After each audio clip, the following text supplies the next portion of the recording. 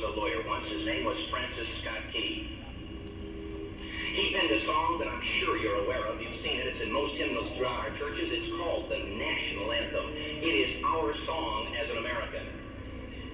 We go, however, to a ball game. We stand in our church services and we sing the words of that song, and they float over our minds and our lips, and we don't even realize what we're singing. Most of us have memorized it as a child, but we've never really thought about what it means. Let me tell you a story.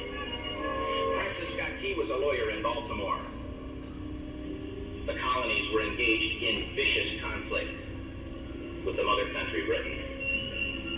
Because of this conflict and the protractedness of it, they had accumulated prisoners on both sides. The American colonies had prisoners and the British had prisoners. And the American government initiated a move. They went to the British and they said, let us negotiate for the release of these prisoners. They said, we want to send a man out to discuss this with you. They were holding the American prisoners in boats about 1,000 yards offshore. And they said, we want to send a man by the name of Francis Scott Key. He will come out and negotiate to see if we can make a mutual exchange. On the appointed day, in a rowboat, he went out to this boat and he negotiated with the British officials. And they reached a conclusion that men could be exchanged on a one-for-one basis. Francis Scott Key, jubilant with the fact that he'd been successful, went down below in the boats, and what he found was a cargo hold full of humanity, men. And he said, men, I've got news for you tonight. You're free. He said, tonight I have negotiated successfully your return to the colonies. He said, you'll be taken out of this boat, out of this filth, out of your chains. As he went back up on board to arrange for their passage to the shore, the admiral came and he said, we have a slight problem. He said, we will still honor our commitment to release these men, but it'll be merely academic after tonight. It won't matter. And Francis Scott Key said, what do you mean? He said, well, Mr. Key, he said, tonight we have laid an ultimatum upon the colonies. Your people will either capitulate and lay down the colors of that flag that you think so much of, or you see that fort right over there, Fort Henry? He said, we're going to remove it from the face of the earth. He said, how are you going to do that? He said, if you will, scan the horizon of the sea. And as he looked, he could see hundreds of little dots. And he said, that's the entire British war fleet. He said, all of the gunpowder, all of the armament is being called upon to demolish that fort. It will be here within striking distance in a matter of about 2.5 hours. He said, the war's over. These men would be free anyway. He said, you can't shell that fort. He said, that's a large fort. He said, it's full of women and children. He says, it's predominantly not a military fort. They said, don't worry about it. They said, we've left them a way out. He said, what's that? He said, do you see that flag way up on the rampart? He said, we have told them that if they will lower that flag, the shelling will stop immediately. And we'll know that they've surrendered, and you'll now be under British rule. Francis Scott Key went down below and told the men what was about to happen.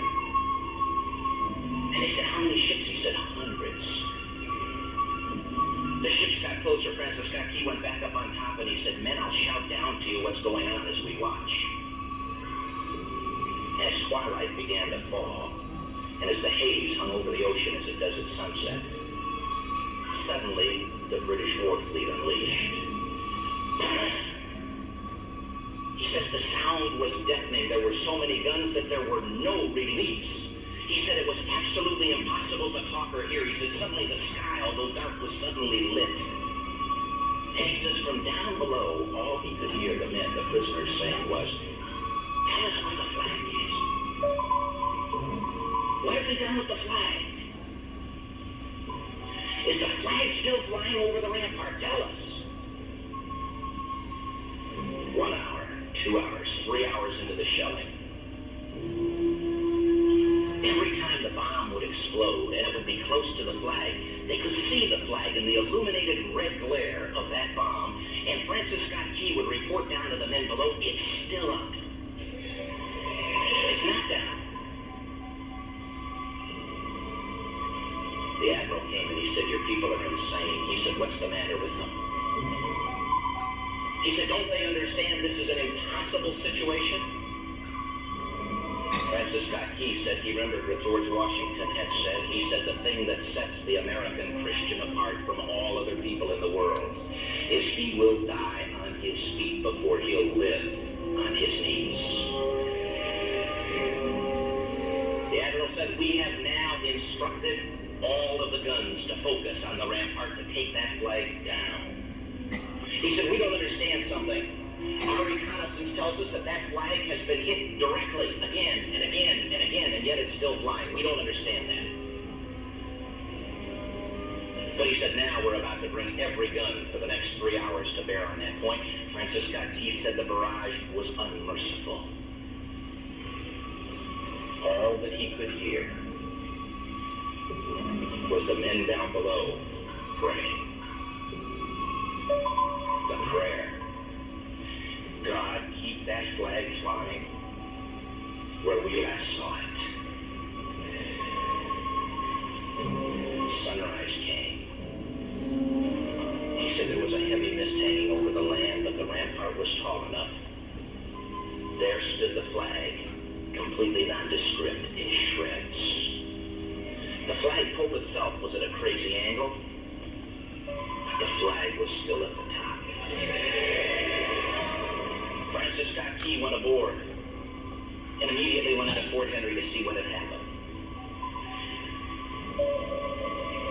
And what he found had happened was that that flagpole and that flag had suffered repetitious direct hits. And when he had fallen, but men, fathers, who knew what it meant for that flag to be on the ground, knowing that all of the British guns were trained on it, walked over and held it up humanly until they died. Their bodies were removed and others took their place. Francis Scott Key said what held that flagpole in place at that unusual angle were patriots' bodies. He penned the song, "Oh, say can you see by the dawn's early light what so proudly we hailed at the twilight's last gleaming? Or the rocket's red glare, the bombs bursting in air, gave proof through the night that the flag was still there. Oh, say, does that star-spangled banner yet fly?"